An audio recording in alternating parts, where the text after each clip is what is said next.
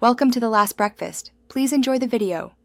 In this video, I will show you how to make delicious chicken salad from a rotisserie chicken. First, let's prepare our star ingredient. Allow your rotisserie chicken to cool for about 15 to 20 minutes, making it much easier to handle. Then, remove all the skin and set it aside. Carefully pull the meat from the bones, separating the white and dark meat. You'll want about 3 to 4 cups of shredded or diced chicken for our recipe. Now, let's create the creamy, flavorful dressing that brings our chicken salad to life. In a medium bowl, combine about 1 cup of mayonnaise, 1 tablespoon of Dijon mustard, and a teaspoon of apple cider vinegar. Next, add about 1/2 cup of finely chopped celery and 1/4 cup of finely diced red onion.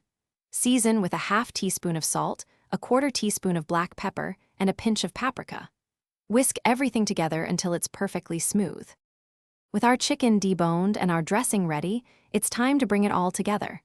Add your 3 to 4 cups of shredded or diced rotisserie chicken to the bowl with the dressing. Gently fold the chicken into the creamy mixture, ensuring every piece is thoroughly coated. Give it a taste and adjust the salt, pepper, or mustard if you like. For an extra touch, you could stir in a 1/2 cup of halved grapes or toasted pecans. Your delicious homemade chicken salad is now ready to enjoy. Serve it on toasted bread for a classic sandwich, with crisp crackers, or in fresh lettuce cups for a lighter option. For the best flavor, I recommend chilling the salad for at least 30 minutes before serving. Store any leftovers in an airtight container in the refrigerator, where it will stay fresh and tasty for about 3 to 4 days. Thanks for watching. If this was helpful, leave a like and consider subscribing. See you next time.